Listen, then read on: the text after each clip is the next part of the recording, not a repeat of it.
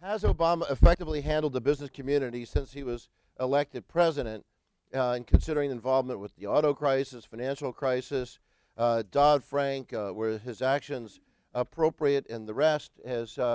How does this measure up? If we take a look at recent reputation surveys, we see that the business community and government both are suffering in recent reputation data. I just authored a piece that just came out last week with Richard Edelman, the head of the world's largest independent PR firm. They've had a long-going trust barometer, and we're scraping pretty much the bottom of the barrel in this research on trust and reputation in terms of the U.S. business community. We're just 4 points away from Russia, which actually is at the bottom. As you look at that, I was skeptical in fighting with the Edelman folks, saying you also could correlate Transparency International's data against this scale, and you find that the countries that have greater transparency strangely have lower ratings of trust. So maybe there's a paradox there in terms of we disclose more character and competence issues, others hide them. But nonetheless, there's that issue, and if there was anything equally sort of alarming, is obviously we're right scraping along the bottom in terms of government. What was different, however, is that the voice of the CEO, along with the voice of academics, was the most desired in terms of crises, the most trusted in this data. There's a little bit of background. We obviously know that that's some of the bad news. We've had a great, I don't know if you call it a soaring set of earnings last year, but it's pretty darn good. A resurgent stock market, persistent employment problems, screaming runaway oil prices, and the budget crisis and deficit issues. Is when you look at all this, Gary, if we start with you, how's the Obama administration doing in looking at this larger context, whether or not it's trust or actual concrete actions? Well, let me start with something you just mentioned, which was that somehow academics seem to be very trustworthy. I find that kind of astounding. Yes. As a way to try to win your favor. Yeah, I mean, it's also astounding that you've shown up to hear us. We're the very same people who had no idea that there would ever be a financial crisis. And as a profession, economists had basically predicted that it would never happen. And then when it did happen, they had no idea what had actually happened. So, you know, we're supposedly the experts, and yet people continue to listen to us. So, I mean, I'll speak very briefly to your question. I think, you know, no president was going to have an easy time in the financial crisis. So that sort of goes without saying. You know, we have some very durable results in macroeconomics, though. One result is that uncertainty is bad for everything. And the thing that happened in the crisis was firms' investment decreased by more than twice the amount it does in the worst recession without a crisis, which of course is related to unemployment. So, you know, the big problem for a president, I think, is to manage expectations and consumer sentiment. I mean, if people don't have confidence, then they won't buy, and firms won't invest, and they won't hire. And in that sense, I think Obama does have a real problem. And let me quickly contrast it with Franklin Delano Roosevelt to sort of give you a sense of this, and then I'll let Andrew talk. When Roosevelt came into the presidency in March 1933, the inauguration was in March back in those days because it took a while to get to Washington. He was in the middle of the Great Depression. Still does. And there was a huge banking panic. People were rushing to their banks, trying to get money out of their banks, and his administration had this immediate problem. And there were sort of several points of view. One point of view was that the banking system should be nationalized. And Roosevelt resisted this and opted for the second option, which his staff had put together, which was that he was going to give this speech, and the banks were going to be turned. They were going to go examine thousands of banks, and they were going to classify banks into A, B, and C. C were dead, A were good, and B we'll figure out what to do with. And he goes on the radio and he gives this speech, and it's a very famous speech. You can hear it on YouTube. And part of it is literally his voice is it's kind of an amazing voice. But he gives this speech, and he starts out saying, you know, my fellow Americans, I want to talk to you about banking. And then there's a pause. And he gives a speech, and the next day, people line up to put their money back in the banks. And that kind of simple act, I think, more than everything else you heard about what then happened in the next 100 days, right? Because FDR had these thousands of programs, and they're all historic, and whenever we think about them, there was this sort of outburst of creativity. That's sort of what I mean by you have to sort of engage people, and they have to have confidence that you know what you're doing and you know how you're getting there. And this perception is extremely important. I mean, one might even say that's the whole thing. It's all about that, and that I think was basically missing. I think that was basically missing. I think Obama, surprisingly, he was such a great campaigner, and I voted for him, and I probably will again, given the Republicans. You know, somehow that I think really didn't come through. That kind of. So we're in this situation now where I think, you know, when I read in the paper about consumer sentiment or consumer confidence, I sort of think we're kind of balanced on this knife edge where, you know, we could go either way. So I think that's sort of consistent, I think, with why you decided to have this, and why you're all here to hear about it. I think there is this sense. I think we all have this sense. I don't think it's necessarily conscious, but I think it's there nevertheless. And I appreciate the humility right up front, Gary, is that Yale does have, in particular, a troubled record for turning to us for trust and predicting booms, as you well know, that it was the revered Irving Fisher, how many thousand times have you heard it, Doug, but who, amazing timing, in October of 1929, said stock prices have reached what looks like a permanent high plateau, and the not just Yale, but the profession has sort of been haunted by this certain quantitative prediction. But we can predict the past. Yes. But are you optimistic, the administration, then, other than the lack of plausible alternatives, unless it looks like the Donald might withdraw his birther claims, given midday revelations of the birth certificate? He's now challenging the authenticity of his Ivy League degree, but that's Harvard, who cares?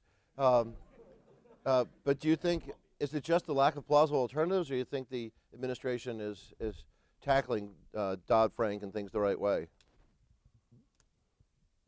I think Dodd-Frank has a lot of good things in it, but I think it sort of misses the point overall. And what's worse, it has so many rules that have to be written, and so much, it's based fundamentally on discretion, right? That the Financial Stability Oversight Council has discretion, which again, I think if there's one thing, you know, another thing we've learned in macroeconomics, it's that in many cases rules are better than discretion. So I think it's an example of creating, you know, massive amounts of uncertainty, which make it very difficult for firms. I mean, you know, when you're a business, and I was in a big business, but a small company, you know, these kind of things have this huge effect. I mean, one of the things we always used to worry about was accounting. Accountants, the uncertainty about accounting was like a major risk, right? So just that kind of uncertainty can drive decisions. Now we have this huge amount of uncertainty. And again, there was going to be a change, something was going to change in any case. There's going to be some uncertainty. The question is whether we could have had a change with less uncertainty. And Andrew and I proposed something which I think was superior and would have had uncertainty because it would have required a transition period. So Still might happen. So there were alternatives. There were alternatives. Well, thanks, Gary. And as you have talked about transitions, you have, of course, created the perfect transition, perfect segue to Andrew by putting the yoke on his shoulder now. Andrew, you were, of course, there when Dodd-Frank was conceived. Who's responsible for it? Yeah. Just one word. Just one It's an word. important one, though. What was the one word? A 5 was changed to a 1. I'll leave you to figure out where that is in the 1,700 page He's bill. not kidding, though. It was really important. So actually, let me start by picking up on something Gary talked about, and then non-answer Jeff's question another way. Is that a criticism of Gary already? No. I'm following his lead, which I think is.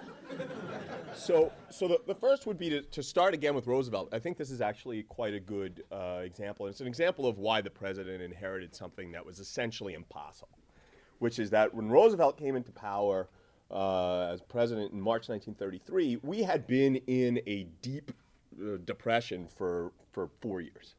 And the country was completely fed up and looking and desperate for kind of anything that would help. There was also a financial crisis going on at the same time, which was a retail financial crisis. You can give speeches and people might listen to you. What we had, as was mentioned earlier, was a wholesale financial crisis that the president inherited. But also when he came into office, people didn't think things were so bad.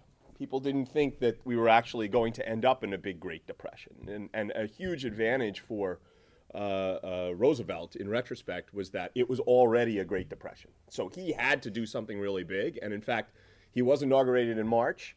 Part of the reason he was inaugurated in March, as Gary says, it used to take a long time to travel to the Capitol. But what happened was the interregnum in 1933 was so long that things got worse and worse and worse. And that was the last time there was an inauguration in March. That's when they moved it back to January, because it was so long that Herbert Hoover refused to do anything as president.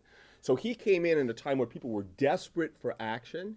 It was not really a very polarized world. Everyone knew that there was a big problem. When President Obama came into office in January 2009, it was very polarized. We had just done a very unpopular, under a Republican administration, I think it was the smart thing to do, and it was a bipartisan thing to do. Very unpopular, big, huge bank bailout to try to keep there from being a Great Depression. We were not in a Great Depression. Unemployment wasn't that high at that time, but all of the economic signals were things were going to be awful. And so to keep certainty on the regulatory front, they could have basically done nothing. That would have kept certainty. You do hear a lot about uncertainty. That world, I'm absolutely convinced unemployment would be 2 or 3 points higher than it is now.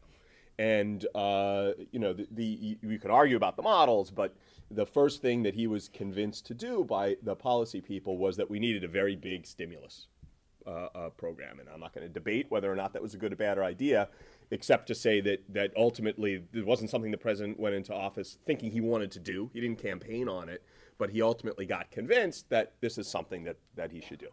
They knew this would be enormously unpopular, and this burned maybe 75% of the political capital that he had when he took office. I mean, he came in wanting to do healthcare, wanting to do energy, not caring at all about doing financial regulation. He didn't grow up as a organizer in Chicago thinking about financial regulation. He didn't want to do big stimulus. He was convinced he had to. The world did not think we were desperate, and so it burned an enormous amount of political capital right at the beginning. And so he was in a different position than Roosevelt. He'd have been much better off if President Obama would have been much better off if someone else had been president for 4 years and not done anything, and we had a huge Great Depression. They could have come in. Yeah, but it wasn't that bad yet. So I mean, it was in that respect very, very difficult to come in that way.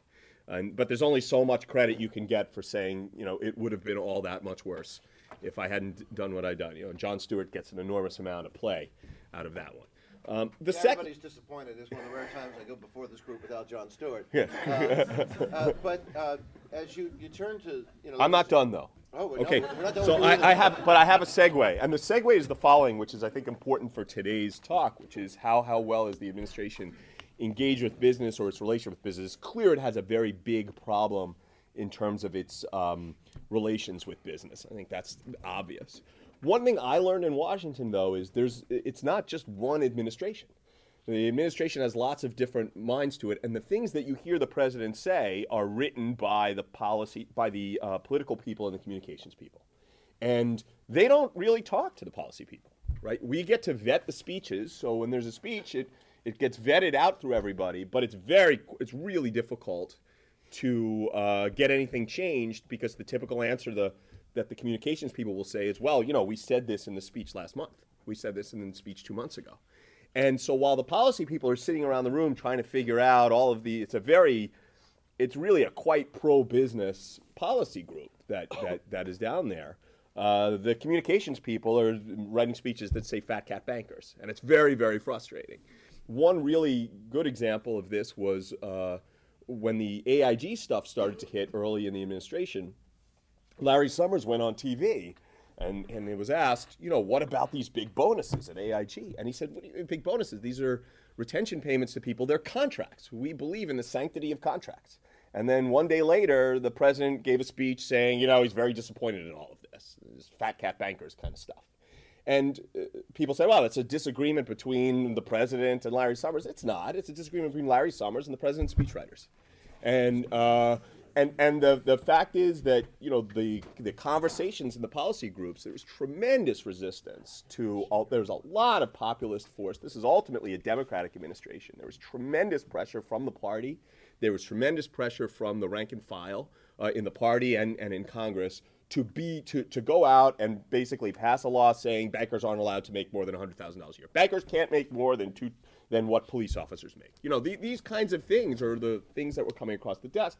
And the administration internally resisted all of these things. We did not pass a piece of legislation that looks like you know, we're not going to let people make money, we're not going to let people trade securities. Nothing like that happened. The banks didn't get nationalized. So on the policy side, there's a lot of uncertainty, and there's a lot of uncertainty because he came in the midst of a big recession, and there was really no way not to do financial reform. I mean, we're yelled at for not doing more severe financial reform. There was no way to not do financial reform. And he had been elected with the idea of going out and doing something on energy and healthcare. That was sort of what he was elected on, so he had to try to do those things. So that's going to create uncertainty. But furthermore, we were in we were starting a huge recession. There's going to be uncertainty. There's really no way for him to fix that. So he would sort of start tough, and then on the policy side, people are very worried about these kind of business things.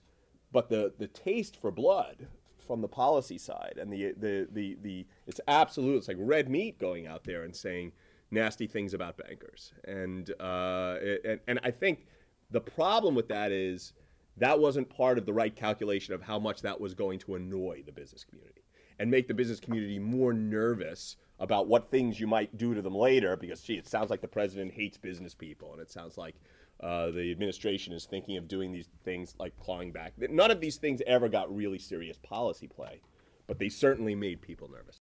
Andrew, if you, on financial reform, on energy, healthcare, and banking issues, as you raised, had to be addressed, that they were simultaneous burning platforms. You go for that cliche that you couldn't ignore any of them, and many would argue that, well, maybe energy, environment, healthcare could have taken a back burner.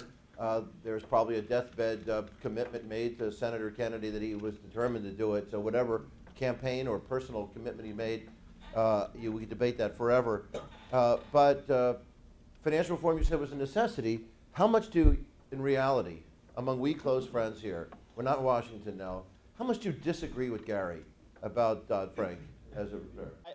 I think that Gary and I are broadly in the same place. The way that he started saying it does a lot of good things, but it doesn't deal with the thing that was the biggest problem, I agree with that, right? And I would say that's for the first order. What biggest thing? Would you go for ratings agencies? What would you go for? No, where I disagree with Gary on this is I don't think that they were at all capable of fixing the big problem through legislation. I think that's ultimately has to get fixed by giving regulators certain statutory authority to do things, and then letting them loose on those harder problems. The idea of Congress sitting down trying to figure out how to fix the repo markets, maybe because I was in Washington, Gary thinks it would be great if they had just listened to us and fixed them in that way, and I can't get them to listen to me about really, really simple things. So something that complicated would be completely hopeless. So I actually think that there were some things that had to get done.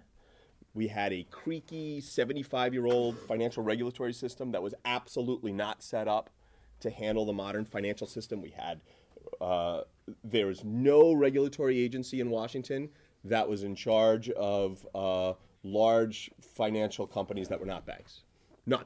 So there's not anyone in charge of AIG. There was not, the SEC technically was in charge of Lehman Brothers. There's nobody who worked at the SEC who knew anything about Lehman Brothers' balance sheet. They would pay attention to Lehman Brothers' brokerage operations, whether they were being nice to their clients and things like that. There was no one paying attention to systemic risk at all.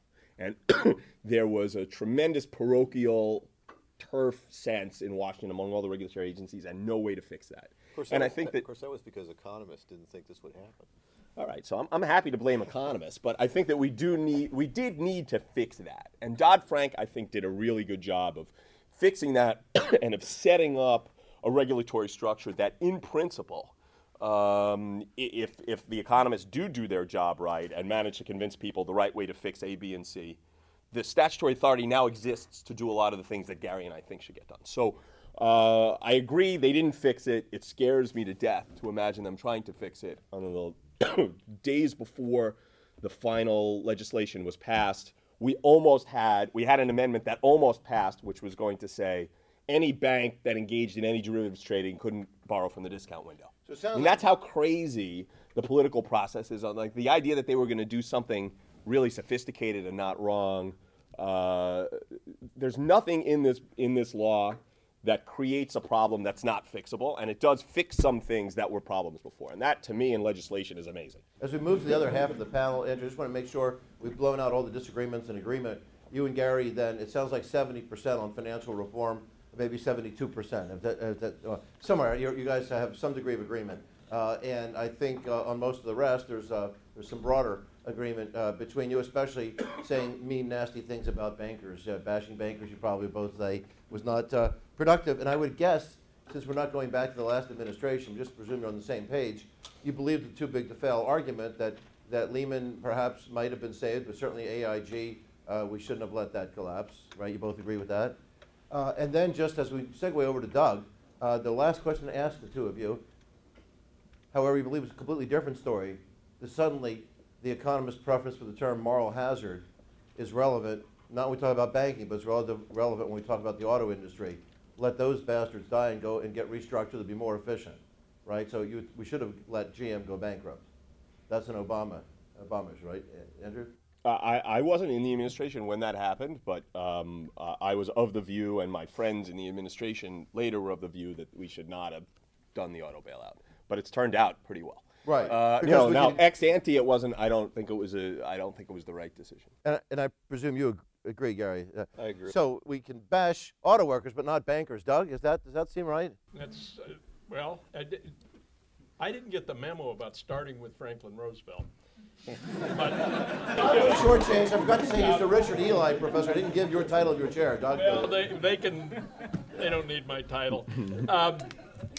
Roosevelt. I mean, I love the interpretations, but we might think from this that Roosevelt was a friend of Wall Street, and Wall Street therefore a friend of Roosevelt. And he, of course, knew better. And he used to when he went to talk to the Chamber of Commerce and other business groups, he had a standard anecdote which he would tell, and it was about the train platform at the Greenwich station. And every morning, a well-dressed banker would, a well-dressed but cheap banker would walk up to the newsstand and take a quick look at the top half of the New York Times, and then hurry onto the train without buying it.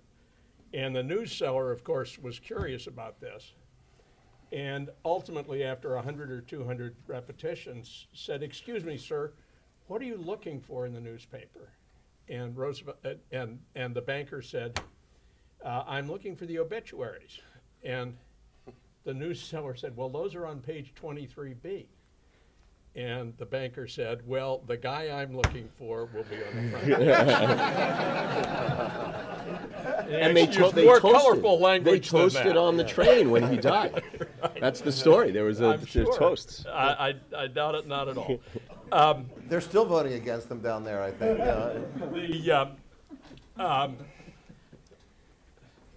What Obama I mean, think about this. A black guy whose middle name is Hussein is elected president of the United States. If you had asked somebody in Roosevelt's era the likelihood of that, it is an extraordinary historic event. We've got two political parties, each with a suicide pact in full view. One is the Republicans, the way the Republicans are handling the Hispanic component of American society looks to me like a likely suicide strategy over the next generation. But it's countered by the Dems and their loyalty to the AFSCME public sector unions, which it just deadly. It's a totally deadly relationship. Obama is in trouble with the business world. I think most people who think of it think strategically about dealing with the president. I think they'd estimate his likelihood of reelection at a little over half. I think there's a huge incumbency advantage if the economy turns around a little bit. And part of the reason he bashes fat cat bankers, of course, is that his constituency is elsewhere. And the striking thing about the '08 election was the viral campaign to raise money in considerable amounts from very small donors. And that represents the base that he will have to protect, and which I'm sure he'll work pretty hard at. If you think about the agenda in these years, financial reform and a real financial crisis which had a deep impact on communities everywhere in the country. His commitment to the healthcare reform story, which created an incredibly complex and in some parts ugly sausage, 2,000 pages long, right? I mean, it is not a pretty piece of legislation, and it is one that will be revised over and over again. You look at at foreign wars, 2 or 3, depending on how you count. This is a pretty formidable agenda.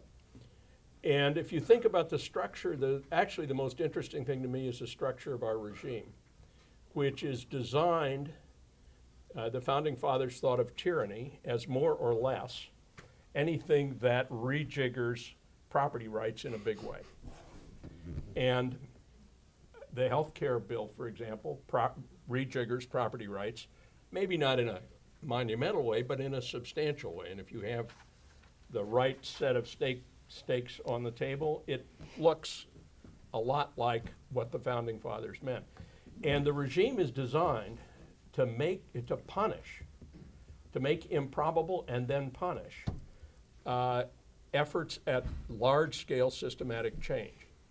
And I actually like Andrew's point very much about Roosevelt had a damn good depression going. And a good depression, this isn't quite a good depression, right? Posner calls it the Great Recession. It doesn't quite have the political clout that the Great Depression had. And I guess I'll leave it there. I think some serious thought ought to be given to some aspects of the way the Congress of the United States functions. The capacity to hold the country hostage in a committee hearing over an endless array of special interests is not a great thing. And it's abetted and magnified by the way the built-in separation of power, checks and balances story between the branches of government functions. And you know, the Founding Fathers really did know what they were doing, and it's pretty much come out that way. Well, Doug,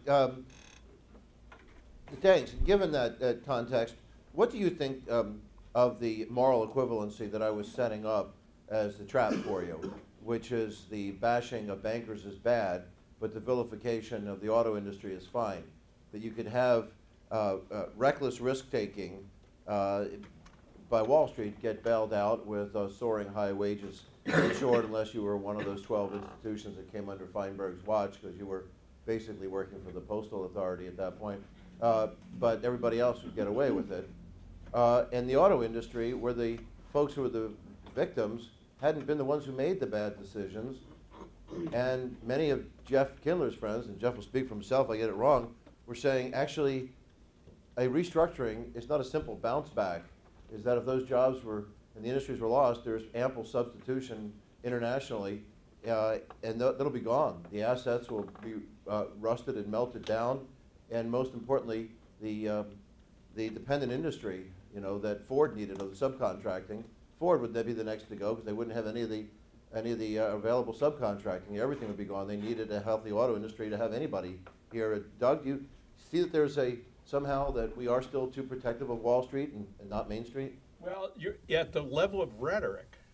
Rhetoric is one thing, and actual policy is another. I mean, I don't think Wall Street has fared badly under federal policy in this period at all.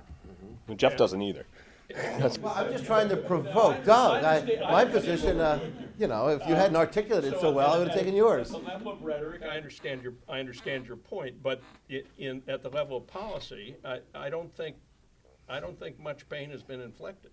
Now, I mean, there is pain, but the fraction of it which comes from the decisions of the federal government is pretty small, I believe. No, there's a consumer oversight group that really rankles Jamie Dimon, you know, whatever it's going to do. But there's not a lot, really. No, I really don't think there's a lot. And Dodd-Frank is pretty mild Strike that stuff. for the record, he said. The car business, you know, I think the United Auto Workers have their declining influence, but a terrifically powerful influence on any Democratic president. And I think the decisions made there reflect that relationship. I would have I found that my intuition was that Chrysler might just as well be melted down. But keeping General Motors alive, I think, is, in hindsight, good policy. And Ford looks okay, right? I mean, I don't know what They didn't need a bailout. That's right. They didn't need it, and they look perfectly all right. So they did. Thanks, Doug. Yeah. So you disagree with our colleagues, but you figure your reasons are so obvious. It's not just political polity, but industrial. It is partly politics, and it's actually almost all politics. Right. I think when you think about the way they handled both those questions. What do you think on that? When Jeff didn't broaden it from that. This guy talk about Roosevelt too? You don't have. You're welcome to talk about Roosevelt, but Andrew, of course, worked for President Obama. You know him personally. You've worked with him, and we'd like to hear your perspectives on that and how you sense he would deal with you and your colleagues in the business community with firsthand data as opposed to the sideline speculation some of us have. But I'm just sort of curious first on this moral hazard versus too big to fail argument. Do you think that GM should have been bailed out? So I'm not here to speak for the auto industry, if you don't mind. Still speaking like a CEO, right? Yeah. But You're a professor now. Yeah, I guess that's true. So that means I can talk about anything I want. As long as you start with Roosevelt. With or without that. Yeah. If I could, I'd like to go back to your original question, which I feel more comfortable talking about. And that's how Obama's done with the business community from maybe a different perspective. The course I'm trying to teach here is actually on this very subject, as you know, and I had a title for the course that for some reason Yale wouldn't let me use. Harvard would have let me use, which is COs are from Mars and senators are from Venus. And that's because they are from outer space at Harvard. Right. And the point is that, and I think this is true of any administration, the difference between policymakers and business people is that there's a huge gulf. And they have completely different agendas, stakeholders, time frames, and even vocabulary. And it's always been very striking to me, and it was very noteworthy in both the financial reg and in Dodd-Frank and in healthcare reform, how they talk past each other in an incredible way. I'm sure you saw that, Andrew. Even the way they use numbers. I remember during the pharma deal that we did on healthcare reform, people were throwing around numbers, this is going to create, X billions of dollars in savings to the pharma industry, and the way they talked about numbers on the Hill versus the way we would conceive of it in terms of our income statement, just completely different concepts. And neither one is right or wrong, we're just dealing with different agendas with one another. So I think that it's unavoidable in any administration for there to be challenges in the relationship. It's obviously a bit more fraught in a Democratic administration because of the different views of the relationship between government and business. So I think that's inevitable. And it certainly was fraught in the first couple of years of the Obama administration. And I do think Andrew makes a great point about rhetoric. We had in the business roundtable and in private meetings many conversations with the policymakers, with the cabinet secretaries and the like, where they were almost apologetic for about the president's comments about various industries. Certainly, he had a few choice comments about the pharmaceutical industry, and there was a disassociation from those comments by the policymakers. Well, don't pay attention to that rhetoric. It's just red meat for the base. We don't really feel that way. The policies are going to be different. And in fact, they were. Where I might or might not, and I'm not sure I do, part company from Andrew and Doug on that is I actually think rhetoric does matter, because when it gets pretty heated, as it did, it can create distrust. And especially when you're dealing, I think, again, I happen to be a Democrat, but when you're dealing with a Democratic administration that is more regulatorily oriented, more inclined to adopt regulations, and going back to the original point Gary made about uncertainty, when you hear this bashing, and again, going back to the point that business people can be extraordinarily naive about politics and policy, and they may even indulge in the naive assumption that all this rhetoric is actually meant to be sincere, if you can believe that. You know, maybe he actually means what he's saying, and isn't just engaging in rhetoric. And they are adopting a lot of regulations, so maybe they are going to do stuff to us. That does create a distrust, and it does create challenges. And you know, when you couple that with the challenge of not having a lot of people in the administration that you sort of feel like you can relate to in terms of their life experiences and their backgrounds, and vice versa, by the way. I mean, from the perspective of the other side of the table, you're also feeling that way. I think it does create a distrust, and I think it did create challenges at the beginning.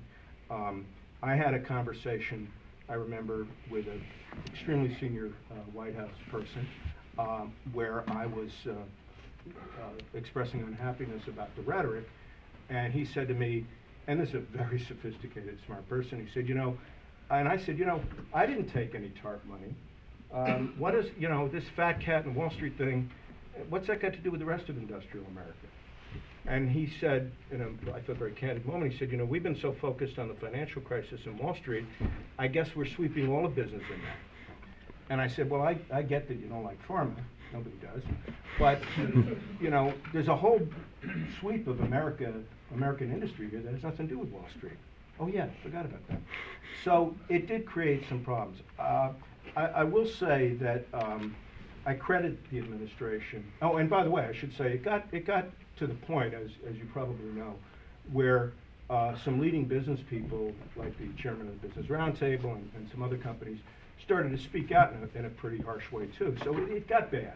And while everybody can have their say, the reality is that both business and policymakers know, regardless of the administration, that when all is said and done, they do need to engage with each other. They do need to work together in the best interest of the company. And I do credit the administration after the midterm elections with working very hard to repair that relationship. And I think the business community also recognizes that they need to reach out. And I think that situation has improved and needs to do so. So I think there is a natural challenge in that relationship. I think it did get choppy.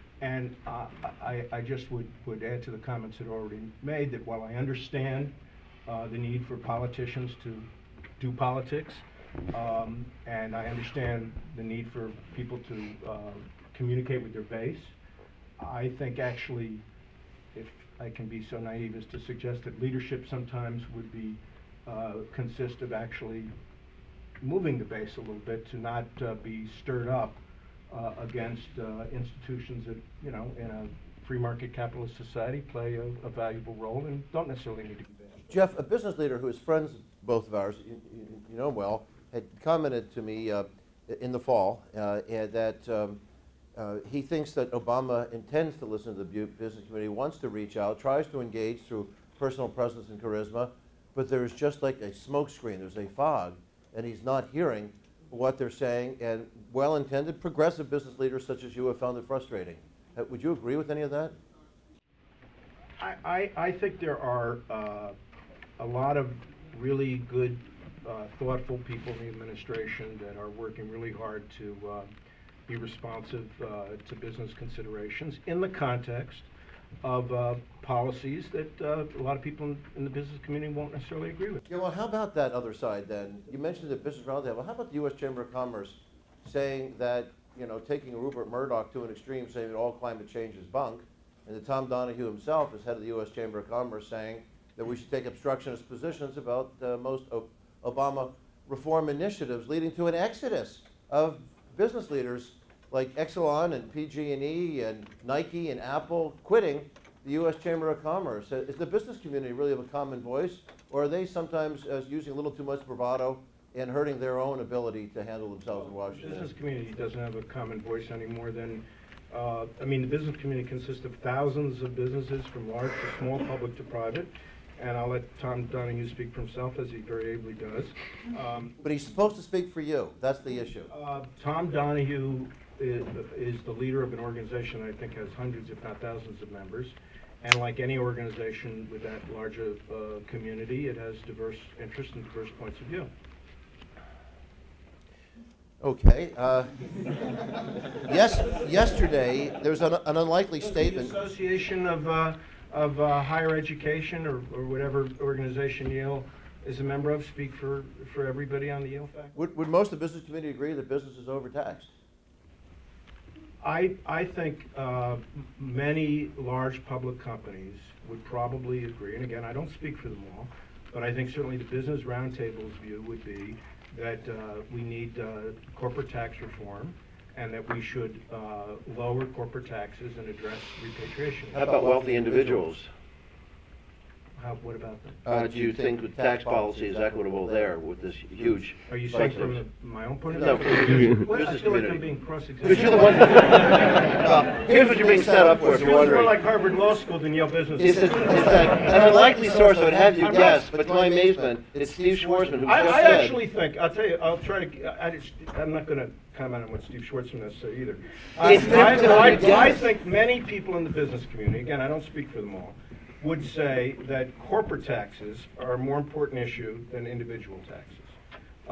And that from the point of view of American competitiveness and jobs, and Andrew probably knows more about this than I do, that addressing corporate tax reform is a more pressing issue than individual tax reform. I'd say there's Can you broad, get them off the hook no, and- there's absolutely broad agreement within the administration that we need to do corporate tax reform. There really is, and you know, they have the working groups that have come out of the Jeff Immelt type group that advises the president have said that, and I would say within the administration people believe that.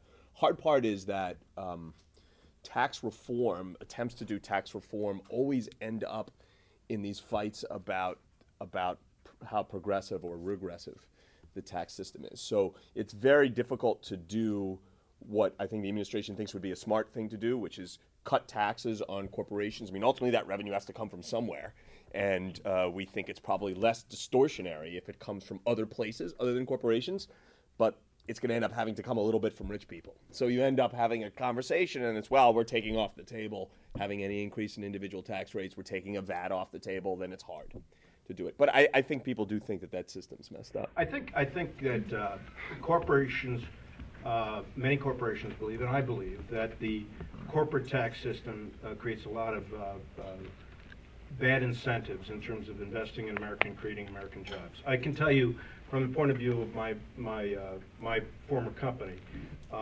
there were tremendous tax incentives to invest and create jobs offshore. And that doesn't seem like a good idea. Right. And tax reform that changes those incentives would be a good thing. Forget Schwarzman. I'm interested in you and said that's perfect closing on your comments. Is that Schwarzman basically said we're undertaxed. Who has wants to explode with the question that we should have been asking up here? Issue that you're upset about. You think there's been an inconsistency on the panel. Your chance for revenge of the nerds right now, if you want to do some very effective grandstanding. Yeah, I know. And we don't have the Nielsen ratings in yet either. It's a terrible thing to do. What? Thought you were all just worried about that next class starting at 1 o'clock. Issues, questions, complaints? Any questions? Yeah. So I get this might be a question for you, Professor Kinlan, but talking about rhetoric and the government, you know, saying one thing behind closed doors and another thing in public. Don't private companies do the same thing, or do they do the same thing? I mean, when they're making, you know, having press releases saying, you know, that they feel like this is the policy that should be written, but then are behind closed doors actually cutting deals as well. I mean, doesn't it work both ways, or not as much? I'm sure there, you know, I don't mean to suggest, when I hope I didn't come off as suggesting that in this challenging relationship, I didn't mean to suggest that one side or the other is more at fault. I really didn't intend that if I came across that way. I'm suggesting both parties are speaking different languages and having difficulty moving out. As I've tried to suggest in our class, though, the way business people think of a deal is different than the way Congress people think of a deal.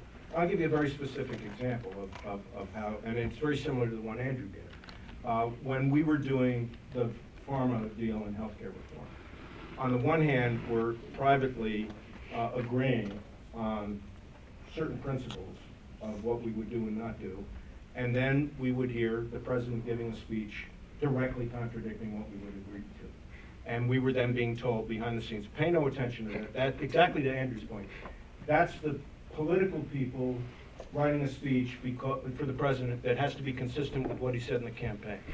Well, it may be business is guilty of a lot of bad things. I don't mean to say they're not. But I think if you were making a deal with somebody and then they publicly said exactly the opposite, it would make you wonder whether you had a deal. And in our case, that situation actually prompted, that cascaded into a lot of problems. You've read about it in our class. Because that prompted our representative to do something that caused problems, and go out publicly and say we had a deal, which in turn caused all kinds of political problems. So I don't mean to suggest business doesn't have its own problems. It does. But because one's from Mars and one's from Venus, or one's talking Greek and one's talking Latin, it creates a lot of misunderstandings. And to Andrew's point, when the political people are writing the speeches that are inconsistent with what the policy people are telling you they're doing, and you're in an environment where to begin with there's distrust because most business people have a different view of the relationship between government and business than a democratic administration does in the first place, it just creates distrust. I would say, I actually want to add and say I agree with you completely that the rhetoric really matters, and I think the structural problem, at least the government that I worked in, other people I'm sure maybe have different experiences, is that the political and communication side doesn't see this exact point, which is that if you go out and say certain things, you know, some people might believe them. And it might have an effect on your ability to lower uncertainty or make people know. So I think that's been missed, and it's very hard. You brought up the campaign. It's a very important point. That's like a constraint on things, that the president has this history of speeches and really can't flip-flop and say something different in a speech that he has said in a previous speech. That's red meat for all of his opponents. But behind closed doors, they can do other stuff. And it's a source of great frustration to the policy people inside the administration that there's not more coordination between those two sides. A source of great frustration is that we're already 4 minutes into overtime, and you're all going to be late if I deliver all these folks late to class. So I really want to, of course, thank the club for inviting us all, Meg, Alex, Nick, and Laura pulling this together, but of course my colleagues, Gary, Andrew, Doug, and Jeff, and obviously Jeff was determined after the fourth introduction of the Mars and Venus, we realized he really was upset. We edited him out. So if we can lure you back again, Jeff, and we'll have a new dean then, maybe Sharon won't censor it out, and we'll see if Ted will let you keep that in the title. But I really want to thank all of you for your candid insights, and I'm sorry that it seems time is so tight, but it was a great idea to pull together this surplus of talent and expertise. Thanks, everybody.